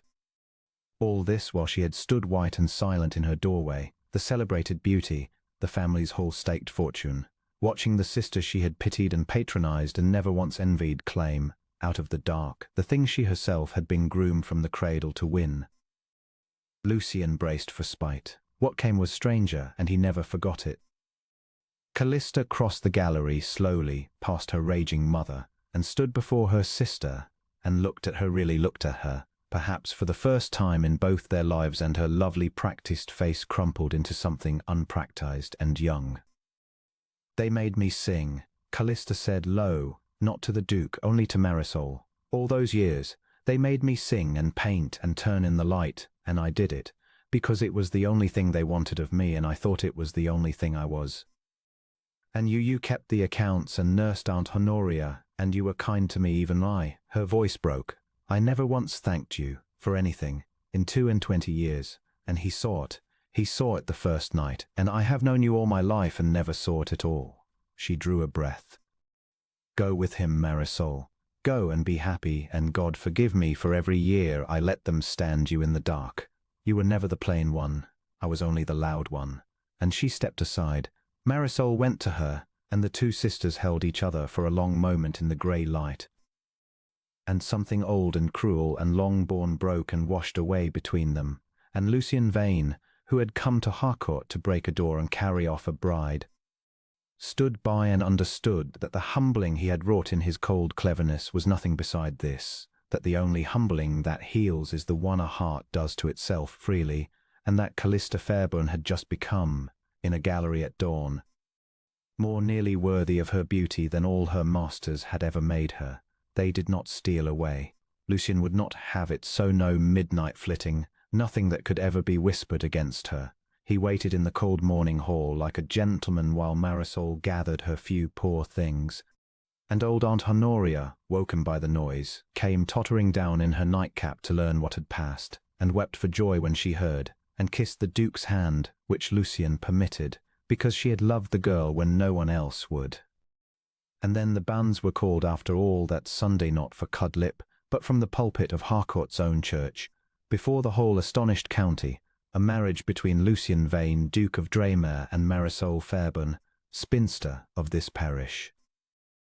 And there was not a soul in the pews who did not remember, with a hot flush of shame, having once passed the younger Miss Fairburn in the lane, and not troubled to learn her name. They rode from Harcourt into the risen morning, and Lucian would not let her ride behind him like a stolen thing. He had brought Rook's own quiet mare for her, so that she should come away from that house not as a bride carried off, but as a lady riding at a duke's side, upright and in the open for the whole waking valley to see. And the valley did see. Word of that dawn ride went round the county faster than any scandal of the ball, and it was for once a kind word, a warm word, for there is nothing the common people of the North love so well as a great man humbled by love and a wrong girl lifted out of the dust. And they had the whole story of it, or a story near enough, by the following market day, and they made Marisol Fairburn their own before ever she was made a duchess. She was very quiet on the ride. She sat the mare well she had ridden as a child, Before the family decided horses were an expense wasted on a plain girl, and she kept her chin up, but Lucien, riding close, saw that she was trembling and understood it, and did not press her. She had been 22 years in a house that told her she was worthless, and she had walked out of it at dawn on a duke's arm into a life she could not yet believe was real, and a person does not cross that distance in a single morning without the ground pitching under her. Halfway up the long rise out of the valley she reined in suddenly and looked back down at Harcourt lying small and pale in the morning below them, the house of all her hurt, and Lucien reined in beside her and waited. "I keep thinking I shall wake," she said low, not looking at him. "I have wanted not this, I never let myself want this, but something, some door out, some proof that I was more than the accounts and the still room. I have wanted it so long and so hopelessly that now it is come I cannot make my heart believe it. I keep waiting for you to see your error, for you to look at me in the daylight, without the ledgers between us, without a widow's field to be clever about, and see only what my mother sees, a plain girl, a useful one, nothing a duke could want." She turned to him at last, and her tired, brave face went, "Lucien, tell me the truth now, before it is too late for either of us to undo. Is it the cleverness? For if it is only the cleverness, if you want a steward in skirts, a mind to keep your books and count your people, then say so, and I will come and keep them gladly, and be more grateful than you can know, but do not call it the other thing. I have been given the wrong name for what people wanted of me my whole life. I could not bear to be given it once more, and by you." Lucien was quiet a moment. And then he did a thing he had not planned, and could not afterward have said where it came from, except that it came from the same deep old place the ride had come from, the place below the shelves. He swung down from the black, there on the open hillside in the morning light. And he came to her stirrup, and he reached up and lifted her down himself, and set her on her feet before him on the wet grass close, so that she must look up at him and he down at her, with nothing between them at all, no ledger, no desk, no drawing room, no watching county. Only a plain man and a plain woman on a hillside in the first light. "Look at me in the daylight, then," he said, "since you asked it. Here I am. No ledgers, no field to be clever about. Only your face, which I could draw from memory in the dark, which I have carried in me since the first night I saw you carry a tray, the tired eyes, the ribbon iron to glass, the laugh you swallowed when I said 3 times, that is what I see in the day at Marisol. Not a mind, not a steward. You, the whole of you, the cleverness and the kindness and the ink and the country songs and the way you count the people, one part of it prized loose to be useful, but all of it together, the person whom I love." His voice went rough. "I have spent 14 years being wanted for what I have. My rank, my 30,000, my name, every soul I meet does the arithmetic of me before they have finished the bow. And I learned young to feel the sum being reckoned and to give nothing, so that at least the coldness should be mine and not theirs. And then a girl in a made-over gown sent me a widow's field on a single sheet of paper and asked nothing, wanted nothing, did not do the sum of me at all, and I, who have been reckoned my whole life, met, for the first time, a person who saw me and not the coronet." He took her cracked, ink-stained hands in his, both of them, and held them. "You are afraid I want the cleverness and will call it love. I have the opposite fear, Marisol, and have had it my whole life, that I shall be loved for the Duke and never for the man. And here this morning I am not afraid of it at all, because you never once in the whole of this summer did the sum of me. You told me I was wrong about a mill pond. You told me to spend £40 I'd not wish to spend. You thanked me for not seeing you scrub the linen. You told a duke of 30,000 a year that the arithmetic that counts the people is the only honest arithmetic there is, and you did not do it to charm me. You did it because it was true, and you would have said it to a beggar in the road. That is not a woman who wants what I have. That is a woman who sees what I am, and I would rather be seen by you plain on a wet hillside than adored by all the beauties of England in a blaze of candles. Now, is that the other thing, or is it not?" Marisol did not answer with words. She saw that. The words had all gone out of her. The clever tongue that had never once failed her over a ledger struck dumb at last by the one sum she had never in her life dared to work, that she was loved, wholly, and for herself, by the one man whose seeing carried the weight of the world. She only stood there in the morning light with her cracked hands in his and her face turned up and streaming undone, remade, and looked at him as though he were the sunrise coming up behind the fells. And Lucien, looking down at her, understood that he had his answer, and that it was yes. And that it had always, from the first folded sheet, been yes. He did not kiss her then. He wanted to past all bearing, but he would not there, not stolen, not on a hillside with the ink of the night's flight still on both of them. He had promised himself, in the cold hours after the ruined ball, that when he kissed her at last it would be after the banns and the vows, before the whole glad world in the light, so that not one whispering soul in 3 shires could ever name it anything but honourable, and so that she, who had been given the wrong name for everything her whole life, should be given in this one thing, only and forever the right one. So he lifted her cracked hands, both of them, and pressed his mouth to them instead, to the ink, to the cracks, to the 22 years of unregarded work written into her skin, and then he set her back upon the mare, and mounted the black, and they rode up out of the valley together into the risen sun, toward the great shut house that was, room by lit room, already waking to receive her. And behind them Harcourt shrank and paled and let her go, and did not know, could not have known, that had kept, all those cold parading years, the one jewel of the whole county, and had thrown it away for the price of a debt. And that the Duke of Draymere had ridden through the dark, and picked it up out of the dust where they dropped it, and would spend the rest of his life letting it shine. The county, which had come to Draymere's harvest ball certain it would witness a duke claim a beauty, came instead, that golden autumn, to witness a thing it had never in living memory seen, the Duke of Draymere at ease. It was a small miracle, and it worked itself slowly, and half the county did not believe it until they saw it with their own eyes. For 14 years Lucien Vane had been a byword for cold, the man who did not smile, who did not dance, who received his neighbours as a magistrate receives the accused. And now of a sudden there were lamps in the shut wing of Draymere every evening, and music heard through the open windows on the still nights.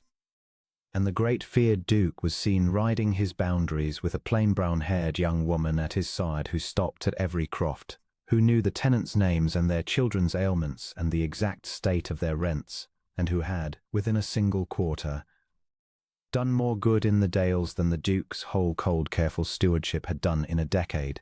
The tenants took to her before the gentry did.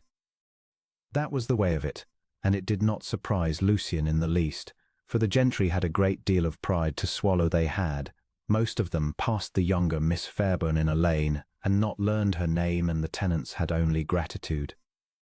She went among them not as a great lady condescending, but as a woman who had herself known the cold arithmetic of not enough, who understood exactly what a drowned crop meant to a family on the margin, who could look at a widow's account and see, where a steward saw only a debt, a person one bad winter from the parish. The Ackroyd Crofts, whose 4 families her clever finger had saved from the cheap drain before ever she dreamed she would be their duchess, wept when she came among them as their mistress. And old widow Crail, whose field the river took and whose honour a single folded sheet restored, walked 4 miles in her best bonnet to leave a jar of her own honey at the great kitchen door, and would take nothing for it, and said only to Mrs. Prewitt that she had prayed every night for a 12-month that God would give the clever, kind young lady her due, and that she was not surprised, not in the least surprised, that he had. Lucien watched all this happen that autumn from a little distance, with a feeling he was slow to name because he had felt it so seldom in his life. It was not pride quite, though there was pride in it.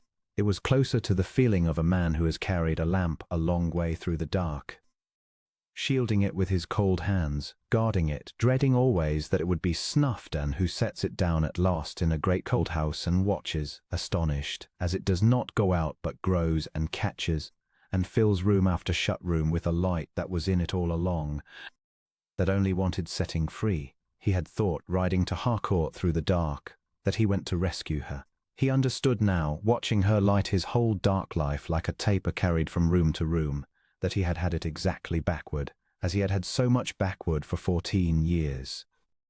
That it was she who had come into his shut cold house of a heart carrying the flame, and set it down, and was even now, patiently room by room, bringing the whole of it back to life. There was an evening, a week before the wedding, when he found her in the yellow saloon that took the lost of the light, the first room Mrs. Pruitt had aired, the one meant for the ruined ball, standing alone before the tall west windows with the gold of the sunset full on her plain face, quite still, quite unaware that he watched from the doorway. She had a look on her he had seen only once before, the look she had worn at the very first, in her father's gallery, gazing up at the grim unregarded portraits with that private unhappy tenderness, as though she pitied things hung on walls and overlooked, but there was no unhappiness in it now. She was looking at the light, only the light, pouring gold across the polished floor of a saloon that had stood 14 years in shrouds, and her face in it was not the face of a woman who cannot believe she is loved, not any longer, but the face of a woman coming slowly and with wonder to believe it, to stand in a warm room in the last of the light and let herself, at long last, after 22 cold years, simply be glad.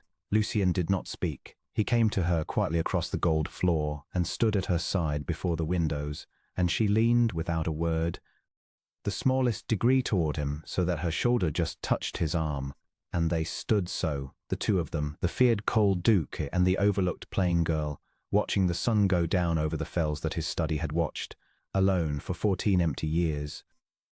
And it was the first time in the whole of his life that Lucien Vane had stood beside another human soul in a silence that wanted nothing, hid nothing, feared nothing, and was simply holy, and at last enough. They were married at Draymere in the golden end of that autumn, in the small stone chapel on the estate rather than the great cold county church, because Marisol asked for it so, and Lucien had discovered he could deny her nothing and had stopped, entirely, wishing to try. She came up the short aisle in a gown that was, for the first time in her life, made new and made for her, but she had chosen it herself, and it was not silver and it was not the winter sky blue of a beauty's triumph. It was a soft warm gold, the gold of ripe fields and late light, the gold of the country songs she loved, and she wore diamonds, only a single string of pearls that had been Lucien's mother's, and which he had put into her hands the night before with an unsteadiness that told her more than in any words what it cost him and what it meant. The whole valley came. The tenants came, and Widow Crail came in her best bonnet, weeping openly, for she knew whose arithmetic had saved her field, and Mrs. Pruitt the housekeeper cried through the whole service and was not ashamed.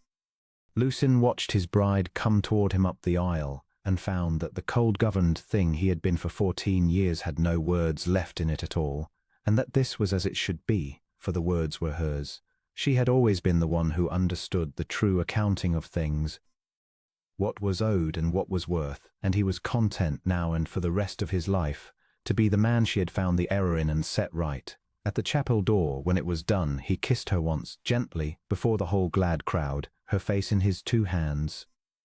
A tender and unhurried thing that made the tenants cheer and the housekeeper sob and Rook, standing witness, turn away to hide his own wet face.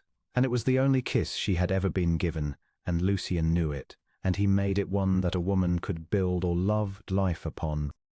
And then he drew back and looked at her, at the tears and the golden gown and the ink he could still, faintly, see beneath one fingernail, and he said, low, for her alone, there, now the whole world has seen it, and no one can ever again pretend they did not. The Fairburns did not sink the county half hoped and half expected. Lucien saw to that too, quietly, for his wife's sake and not their own, for Marisol, who had every earthly right to hatred, had none in her, and asked him, on the 3rd night of their marriage, with her head against his shoulder, whether he might not do something, quietly, so that Callista should not have to pay all her life for her mother's sins. So the mortgage was bought and the debt forgiven, and Sir Everard set on his feet, on the single strict condition, which Lucien delivered to him in person and in a voice that admitted no argument, that Lady Fairburn should never again speak an unkind word of her younger daughter in any house in England, on pain of learning precisely how cold a duke could be to those who had earned it. Lady Fairburn, humbled at last past all her ambition, kept the condition, because she had learned too late and hard, and it was the only true lesson of her hard, clever, wasted life, that she had held the treasure of her house in her hands for 22 years and mistaken it for the servant, and had come within 3 days of selling it for the price of a debt, and that the daughter she had paraded had been the copy, and the daughter she had hidden had been the original, and that a feared and clever duke had walked into her ballroom and known the difference in a single glance when she, the girl's own mother, had never once troubled to look. Callista married 2 years later not a duke, and not for a coronet, but a plain good clever curate with kind eyes and £40 a year, and a way of listening to her, as though what she said mattered more than how she looked when she said it. And Marisol, who had a duke's purse now and her sister's happiness at heart, saw to the living quietly, so that the £40 became 400, and no one but the 2 sisters ever knew. Callista never again turned in the light for anyone.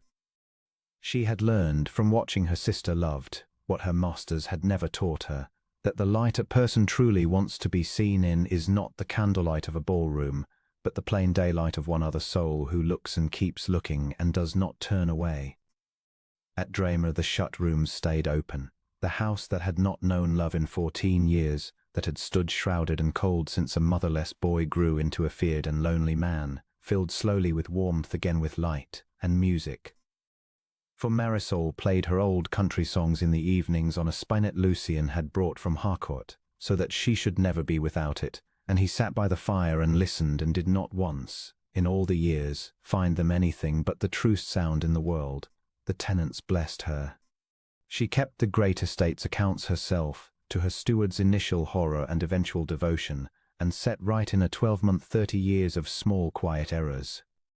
And there was not a widow or an orphan or an overcharged tenant in the whole of Draymere's lands that her clear, kind arithmetic did not sooner or later find and mend. And in time there were children in the shut house that had opened small, quick, dark-haired things with their mother's clever eyes, who ran in the galleries where their father had once walked alone, and climbed upon the knee of the great feared Duke of Draymere, and were not feared of him in the least, and Lucien, who had believed at 24 that the safe thing was to want nothing so that nothing could be taken, learned in the fullness of his years the thing his wife had known all along in her patient, unregarded bones, that the wanting is the whole of it, and the risk is the whole of it, and that a life kept safe from love is not kept at all, but only slowly, quietly, coldly lost.